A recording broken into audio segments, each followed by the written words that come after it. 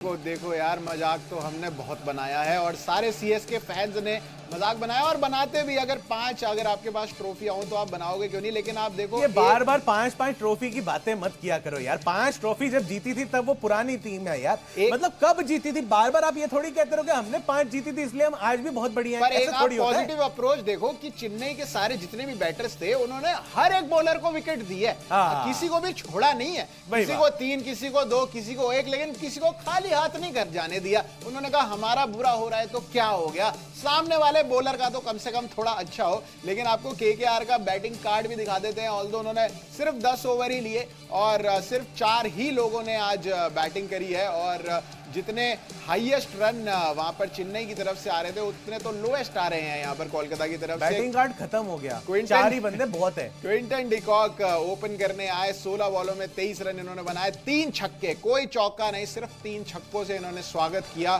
चेन्नई के बॉलर्स का। सुनील नारायण आज चाहे वो बॉलिंग हो वहां 3 विकेटें निकाली और बैटिंग हो तो वहां 5 छक्के 2 चौकों के साथ सिर्फ 18 बॉलों में 44 रन आज इन्होंने भी मारे। और हर बॉल पे ऐसा लग रहा था कि सुनील नारायण आज उनका दिन है, आज उनकी जो भी बॉल टच कर रहे हैं वो कनेक्ट हो रही है और छक्के पे जा रही है। उन्होंने बनाए 44। अजिंक्य रहाणे कैप्टन, ये भाई असली कप्तानी पारी अगर हो तो वो अजिंक्य रहाणे खेल रहे हैं हर मैच के अंदर।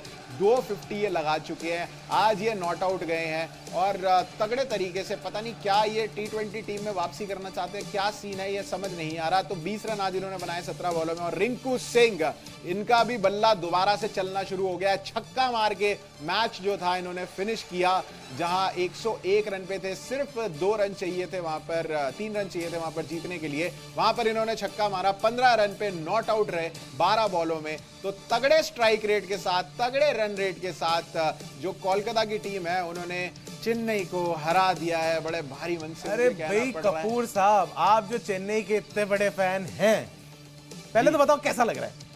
बहुत मजा आ रहा है। अरे कोई बात नहीं भाई, कोई बात नहीं, हल्का दिल हल्का रखें आप। मैं आपसे बड़ा डिफिकल्ट सवाल पूछने वाला हूं। हाँ जी। मैं ये पूछ रहा हूं कि जब आपने देख लिया कि आपकी बैटिंग फ्लॉप हो रही है और सामने से केकेआर के स्पिनर्स जो हैं वो सीएसके के बैटर्स को एक एक करके खाते जा रहे हैं, चाहे वो वरुण चक्रवर्ती हो, चाहे वो सुनील नारायण हो और चाहे मोइन अली भी हो, वो लोग ने सबने मिलके जो है बुरे हाल कर दिए सीएसके के। तो फिर जब सीएसके बॉलिंग कराने आई तो पहले अपने खलील को क्यों इतना आगे लेकर आ गए और ये अपने रविंद्र जडेजा को 11वां ओवर क्यों मिला जाके है? ये अश्विन अन्ना थोड़े से रन खा रहे थे भाई, बाकी लोग भी, नूर अहमद भी बड़े लेट से आए। उसके बाद आपके प्रीमियर बॉलर, आपके मतलब इतने बड़े ऑलराउंडर रविंद्र जडेजा, उनको 11वां ओवर दे रहे हो और उनके बॉलिंग की जरा हाल तो देख लो। अरे 54 का इकोनॉमी रेट कौन रखता है यार अपनी बॉलिंग के अंदर? 54 का इकोनॉमी रेट भैया समझ ही नहीं आया ये आज क्या। बस धोनी भाई हैं, धोनी भाई ने ही ये शुरुआत किया था कि पावर प्ले के अंदर स्पिनर भी लगाते थे, क्योंकि पूरी दुनिया में कोई भी ऐसी टीम नहीं थी जो पावर प्ले के अंदर स्पिनर को लेके आती। तो ये कॉन्सेप्ट भी धोनी ने इंट्रोड्यूस किया था, लेकिन जहां पर आज स्पिनर लगाना चाहिए था सच में, वहां पर उन्होंने कहा कि हम खलील से ही विकेट निकालेंगे। सच्चे फैन नहीं हो कपूर साहब, आप सच्चे फैन नहीं हो भाई। आपको क्या पता नहीं है चेन्नई के लिए क्या रूल होता है कि अगर मैच हार जाते हैं, जब तक ऋतुराज गायकवाड़ थे, मैच हार जाए तो कप्तान ऋतुराज पे ब्लेम डालिए, मैच जीत जाए तो फिर विकेट कीपर धोनी पे आप क्रेडिट दीजिए। और जब अब ऋतुराज हट गए हैं और कप्तान भी धोनी साहब बन गए हैं, तो अब चेन्नई के सारे फैंस ये करते हैं, मैच जीत गए तो थाला की वजह से और मैच हार गए तो पूरी ये जो टीम है इनकी वजह से। सही बात है। आपने कैसे कहा कि ये जो ब्लेम है आपने धोनी भैया पे कैसे डाला? आप सच्चे फैन नहीं है, मुझे महसूस हो रहा है। कैप्टन तो धोनी भाई थे और उन्होंने ये डिसीजन लिया। आपको चेन्नई का बॉलिंग कार्ड भी दिखा देते हैं। खलील अहमद जो थे, आज 3 ओवर उनसे डलवा लिए शुरुआत में ही और 40 रन उन्होंने 3 ओवर में दिए, 13.33 का इकोनॉमी। तो जब शायद खलील अहमद को पता नहीं था कि हम 103 डिफेंड कर रहे हैं, उनको लगा हम 203 डिफेंड कर रहे हैं, तो उन्होंने 40 रन खाए। मुकेश चौधरी 2 ओवर में 19 रन उन्होंने खाए और 1 विकेट उनके हाथ लगी, 9.5 की इकोनॉमी रही। अश्विन ने भी आज 3 ओवर डाले, 30 रन खाए। इनको 2 छक्के 1 ओवर में पड़े, 1 छक्का 1 और ओवर में पड़ा, तो इनकी इकोनॉमी भी वहां पे बिगड़ गई। 10 की इकोनॉमी से 30 रन खाए, कोई विकेट इनके हाथ में आई। नूर अहमद के हाथ 1 और विकेट आई और पर्पल कैप होल्डर ये अभी भी बने हुए हैं नूर अहमद। 2 ओवर में 8 रन दिए सिर्फ 4 की इकोनॉमी से। और रविंद्र जडेजा, आपको ऐसा लगेगा ग्राफिक्स में कोई गड़बड़ है, लेकिन ऐसी कोई गड़बड़ नहीं है, क्योंकि सिर्फ 1 बॉल इन्होंने डाली और 9 रन खाए। आप सोचोगे कि ये 9 रन कैसे आए, तो इसके पीछे की भी एक मैथमेटिक्स है कि रविंद्र जडेजा ने जो पहली बॉल डाली वो थी नो बॉल, और वहां पर उन्होंने डबल भाग लिया, तो एक नो बॉल का रन, ये 2 डबल के रन, तो यानी 3 रन हो गए। और जो लीगल डिलीवरी यानी फ्री हिट थी उस पे रिंकू सिंह ने छक्का मार दिया, तो वहां पर उनकी एक गेंद पर 9 रन आ गए। तो अगर आप इनकी इकोनॉमी निकालोगे तो 9 into 6 बन जाते हैं 54, और यही है इनकी इकोनॉमी।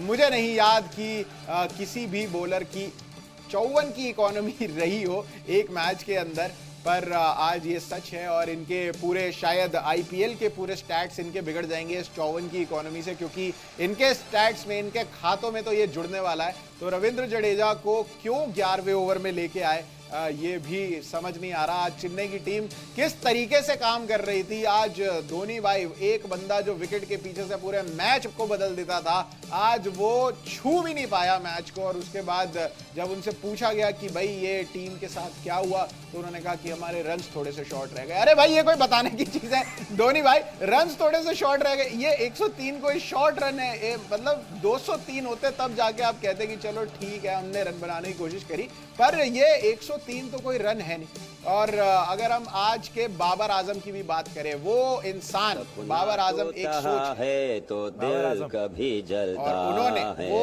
है सपना टूटा है तो बड़े दुख के साथ मुझे कहना पड़ रहा है कि माही भाई को मैं है। एक दिन आज का बाबर आजम बुलाऊंगा, लेकिन एक रन माही भाई ने मारा, 9वें नंबर पे आए, जहां पर मैच को थोड़ा सा बचा सकते थे, थोड़ा एक रिस्पेक्टेबल स्कोर तक ले जा सकते थे अपनी टीम को, शायद 150 रन तक पहुंचा सकते थे।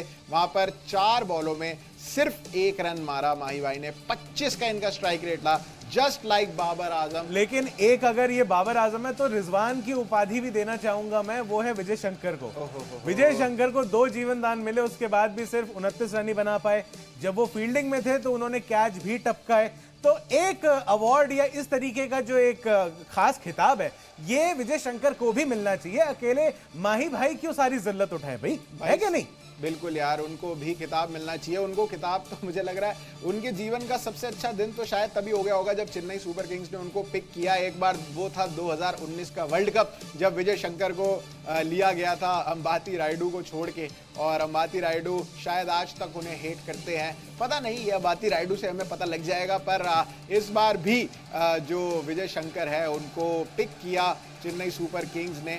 और लेकिन चेन्नई ने भी बड़े अच्छे, ये जो एक हार हुई है इनकी, 8 विकेट से हारे हैं केकेआर से, और इन्होंने जो जो थोड़ी थोड़ी चीजें कर ली है ना अपने लिए, वो बड़ी खास है। एक तो जो चेन्नई है, जो अभी तक ये मैच हारे हैं आईपीएल में, सबसे बड़ा मार्जिन जो इनके लिए कोई हार का था वो इसी मैच में था इन टर्म्स ऑफ बॉल्स। तो वो अब ये एक रिकॉर्ड इन्होंने अपने नाम कर लिया, इंटरनल इनका अपना सीएसके का रिकॉर्ड। इसके अलावा ये पहली बार हुआ है कि चेपॉक में, इनके अपने होम ग्राउंड में, ये 3 मैच लगातार हार गए हैं। तो ये भी इनका एक अपना रिकॉर्ड बन गया है, क्योंकि इससे पहले ये जो किला जिसे कहते थे, एक अभेद्य किला कहते थे चेपॉक के स्टेडियम को, वहां पर अब 3 टीमें लगातार इनको आकर घर में हरा के चली गई हैं।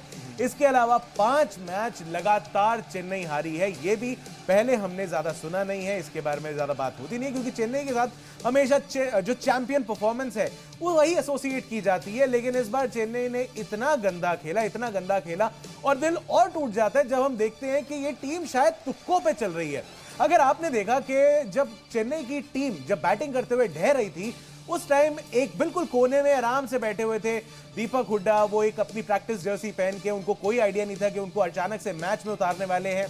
स्टीवन फ्लेमिंग इस टीम के कोच आए, पीछे से उनको पकड़ा दीपक हुड्डा को और लेके गए एमएस धोनी के पास एक कमरे में अंदर, और उसके बाद फटाफट से हम देखते हैं कि दीपक हुड्डा ने अपनी प्रैक्टिस जर्सी चेंज करी और पैड पहनना शुरू कर दिया। उनको अंदाजा ही नहीं था दीपक हुड्डा को कि उनको इस मैच में खिलाया भी जा सकता है, लेकिन नहीं, तुक्कों पे शायद चल रही है ये टीम कि भाई ऐसे कर लेते हैं। गेम प्लान शायद नहीं था, ये रिएक्शन पे रिएक्शन कर रहे थे, और अगर रिएक्शन करोगे किसी एक्शन का तो जरूरी नहीं है कि गेम पूरी की पूरी आपके हिसाब से चले। तो भाई ये तो मेरी बात हो गई, मैंने अपनी बात रख दी जो मैंने देखी वहां पर, लेकिन पब्लिक क्या बोलती है, पब्लिक अपनी बात कैसे रखती है, जरा वो भी देख लेते हैं। क्या बोलती पब्लिक सेगमेंट में हमारे, कि भाई जनता क्या कह रही है, क्या सवाल भेज रही है हमारे पास।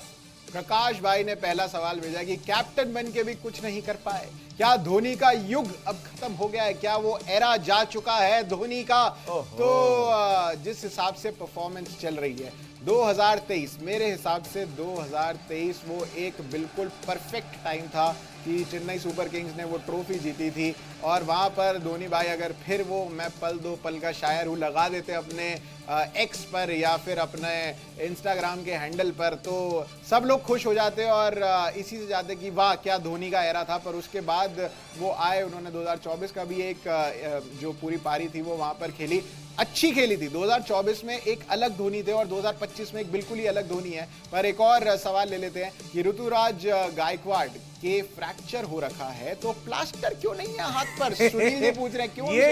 ये तो भाई सुनील साहब का जो सवाल है बड़ा वाजिब सवाल है और हर कोई ये पूछ रहा है, हर कोई ये जानना चाह रहा है। भाई हमारे यहाँ तो अगर कोई छोटा सा हेयरलाइन फ्रैक्चर भी होता है उसके ऊपर भी 2 हफ्ते का प्लास्टर तो चढ़ ही जाता है और उसके बाद उतरता है, वो जाके दोबारा रीअसेस होता है।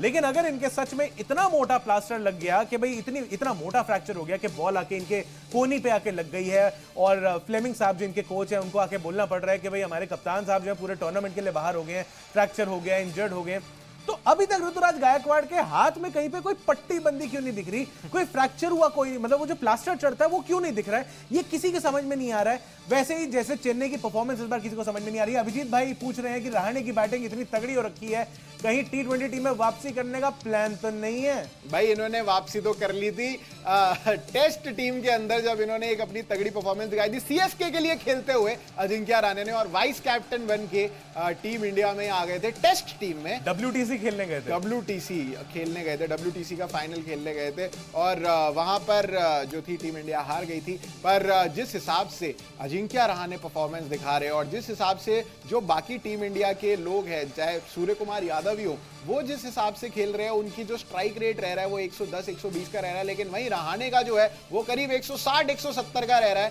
तो समझ नहीं आ रहा क्या इस टाइम पे अजिंक्य रहाणे सूर्य कुमार यादव से बेटर T20 बैट्समैन है? अरे भाई इतनी बड़ी बातें भी मत, ये मैं सवाल पूछ रहा हूं। अरे मैं KKR सपोर्टर हूं लेकिन इतनी इस बात का तो मैं भी सपोर्ट नहीं करूंगा यार। मान लिया ठीक है दोनों बॉम्बे से खेलते हैं, मुंबई से खेलते हैं, लेकिन सूर्य कुमार यादव का T20 का जो खेल है भाई उसको तो उससे कंपेयर नहीं किया जा सकता। अजिंक्य रहाणे स्टाइलिश है, अपने आप को रीइन्वेंट कर रहे हैं, लेकिन यार ये थोड़ा ज्यादा हो गया कि सूर्य भाऊ से रहाणे साहब जो है वो बेटर तो मेरे को तो नहीं लगता है। KKR के कट्टर फैन से बर्दाश्त नहीं हो पा रहा कि उनके कैप्टन की तारीफ एक CSK वाला कर रहा है। अरे मैं कोई यशस्वी जायसवाल हूं जो मेरे से बर्दाश्त नहीं हो रहा कि अजिंक्य रहाणे की तारीफ कैसे कर दी? कैसी बातें कर रहे हो यार। पर आपको पॉइंट्स टेबल भी एक बार दिखा देते हैं क्योंकि KKR जो है वो बॉटम 5 से निकल के अब टॉप 5 में आ गई है। पहले नंबर पर अभी भी गुजरात है, 5 मैचों में से 4 जीती हुई है, 1 हार है, 8 पॉइंट्स हैं गुजरात के और नेट रन रेट बहुत ही तगड़ा +1.413 हो रखा है। और दूसरे नंबर पर DC, अभी तक बिल्कुल एक भी मैच नहीं हारी है, 4 में से 4 जीती है 8 पॉइंट के साथ। DC भी बढ़िया कर रही है।